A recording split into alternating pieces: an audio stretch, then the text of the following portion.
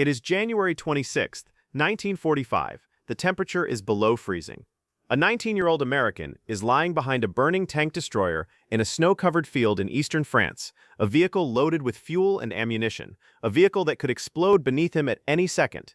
In front of him, 6 German tanks and roughly 250 enemy soldiers moving toward him through the fog. Behind him, the men he has just ordered to fall back. He is, for all practical purposes, completely alone, and in a moment, he is going to do the one thing no soldier in his right mind would do. He is going to climb up onto that burning tank.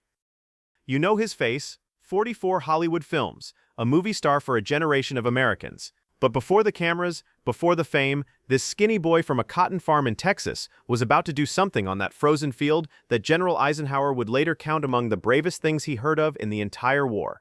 His name was Audie Murphy. He survived that hour. He walked off that field and went home the most decorated American soldier of the Second World War. But he carried something off that field too, something he hid from almost everyone for the rest of his life. For 26 years, he slept with a loaded pistol under his pillow because of it. Stay with me, and before the end, I'll tell you what it was. To understand the man on that tank, you have to go back to a place about as far from a battlefield as you can imagine, the cotton fields of Hunt County, Texas. Audie Murphy was born in 1925, one of 12 children in a family of poor sharecroppers. There was never enough. His father drifted in and out, and finally left for good. By the time Audie was a teenager, he was the man of the house, not by choice, but because there was no one else. He picked cotton for $1 a day, and he learned to hunt, not for sport, but because if he missed, the family might not eat. Neighbors remembered that the boy almost never wasted a shot. He couldn't afford to. Then his mother died. Audie was 16. The younger children were sent to an orphanage, and whatever was left of childhood ended right there. When America entered the war, he saw a way out and a way to send money home. But there was a problem. He was too young, and the recruiters could see it. The Marines turned him down. The paratroopers turned him down. He was 5'5" and weighed barely 110 pounds. One recruiter reportedly took one look at the slight baby-faced boy and laughed. He finally got into the army only after his older sister signed a paper swearing he was a year older than he really was. During his first training drills, he passed out cold. His commanders thought he was too small, too frail, and tried to reassign him to be a cook. He refused. Well, if you believe stories like his deserve to be remembered, to be told the right way, then you already know what to do. Stay with me, because nobody looking at that skinny, underage boy from Texas could have guessed what he was about to become. The army almost didn't take him at all. The boy the army nearly turned into a cook went to war in the summer of 1943. He landed in Sicily, then fought up the brutal length of Italy, Salerno, the bloody crawl toward Rome, the beachhead at Anzio where men lived for months under constant shell fire. This was not the clean war of the movies. It was mud, disease, freezing rain, and friends who were there in the morning and gone by night. And something became clear very quickly about the quiet boy from Texas.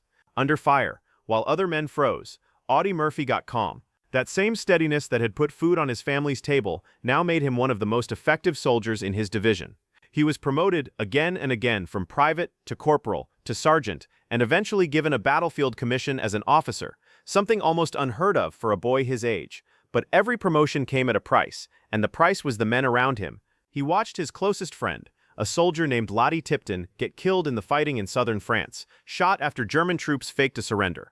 Murphy, by every account, was never quite the same afterward. He cleared the enemy position alone, in a fury, and then, the records tell us, he came back, sat down beside his dead friend, and wept. By the time his division reached the Colmar Pocket in eastern France in January of 1945, Audie Murphy was 19 years old. He had already earned medals for valor that most career soldiers never see. He had been wounded. He had buried friends. He looked, one fellow soldier said, far older than his years. But to understand what happened on that frozen field at Holtzwihr, and why a 19-year-old would do something no training had ever prepared him for, you first need to understand what the previous 2 years had already taken from him. Because by that January morning, Audie Murphy had very little left to lose, and a company of exhausted men who were depending on him to keep them alive. January 26, 1945. Near the village of Holtzwihr, in the snow-covered woods of the Colmar Pocket, Audie Murphy was now the acting commander of Company B. On paper, a company is more than 120 men. Murphy had 19 left who could still fight. 19 men in a frozen tree line, facing a German counterattack that was about to come straight at them.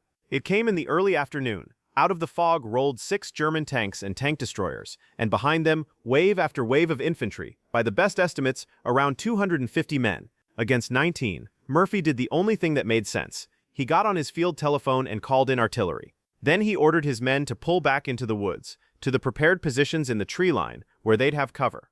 He stayed forward, at his command post, directing the fire by phone. Now here is the scene. There was an American M10 tank destroyer nearby that had taken a hit and was burning. Its crew was gone. It sat there in the open field, smoking, its machine gun still mounted on top, a Port Trano, 50 caliber Browning, one of the most powerful weapons an infantryman could put his hands on. And the Germans were closing in. What Murphy did next, his men could barely believe as they watched it. He climbed up onto that burning tank destroyer. Understand what that means. The vehicle was on fire. It was loaded with fuel and live ammunition. It could have detonated under him at any second, and everyone watching knew it. He climbed up anyway, took hold of that firepori, 50 caliber machine gun, turned it on the advancing Germans, and began to fire. For 1 hour, he did not come down. The shells fall around him. The cold is brutal, but the gun barrel in his hands is glowing with heat. He is firing in long bursts, swinging the muzzle across the field, cutting into the German infantry as they try to cross the open ground toward the tree line. Smoke pours off the dying tank beneath his feet. For 1 hour, the Germans could see him up there, one lone figure, fully exposed, on top of a burning vehicle. They concentrated their fire on him. At one point, a squad of a dozen German soldiers crawled close along a ditch, trying to get an angle. He turned the gun and stopped them. He was still on the phone the entire time, the line slung over his shoulder, calling artillery corrections. The story goes that when an officer on the other end asked how close the Germans were to his position, Murphy answered, "Just hold the phone and I'll let you talk to one of them." That line is part of the historical record, and it tells you everything about how calm he stayed. 20 minutes in, the barrel is fouled with heat and smoke. Shrapnel has torn into his leg. He is bleeding, standing on a burning tank, and still he does not come down. But here's what almost no one realizes about that hour on the tank. Murphy later said he wasn't being brave. He said he was simply too tired and too far past caring to be afraid anymore. The boy who had buried his friends had reached a place beyond fear, and that, not fearlessness, was what kept him standing there. And then his field telephone went dead. The line was cut. The artillery corrections stopped. For the men watching from the tree line, the lone figure on the burning tank was now completely alone. No contact, no support, just one wounded teenager and a machine gun against a German division. What happened in that silence is the part Audie Murphy could never fully put into words for the rest of his life. When it was over, the German attack had broken. They pulled back. Murphy climbed down off the tank, and only then witnesses said, did he seem to feel the wound in his leg. He refused medical attention and walked back to organize his men for a counterattack. He had held the position. He had, by the army's count, killed or wounded around 50 enemy soldiers, alone. For that single hour, Audie Murphy received the Medal of Honor, the highest award his country could give. He was 19 years old. The war ended. Audie Murphy came home to a country that wanted to celebrate him. His face was on the cover of Life magazine. Hollywood called. He became a movie star, 44 films, mostly westerns, and in 1955, he did something almost no one has ever done. He played himself, in the film of his own wartime memoir, To Hell and Back. It became one of the biggest hits of the decade. From the outside, it looked like the perfect American story, the poor Texas boy who became a hero and then a star. But that's not the whole story. That's the part he let people see. What he carried home from that frozen field never left him. Today we would call it post-traumatic stress disorder. In 1945, it had no real name. They called it battle fatigue, and a man was expected to simply get over it. Audie Murphy never did. He had nightmares so severe that he slept with the lights on, and for years, by his family's account, for as long as 26 years, he kept a loaded pistol within reach as he slept. The most decorated soldier in America could not feel safe in his own bedroom. He struggled with insomnia, with depression, with a dependence on sleeping pills that he fought hard to break. And here is the part that tells you who he really was. When Audie Murphy began late in his life to speak openly about these struggles, he wasn't doing it for sympathy. He did it for other veterans, for the men coming home from Korea and Vietnam carrying the same invisible wounds who were being told to stay quiet about it. He used his fame to say, in effect, this is real, it happened to me too, and there is no shame in it. He was one of the first American heroes to do that publicly. It may be the bravest thing he ever did. There was a softer secret too. This hard, quiet man, America's deadliest soldier, wrote poetry, private poems about the war and the men he'd lost that few people ever saw while he was alive.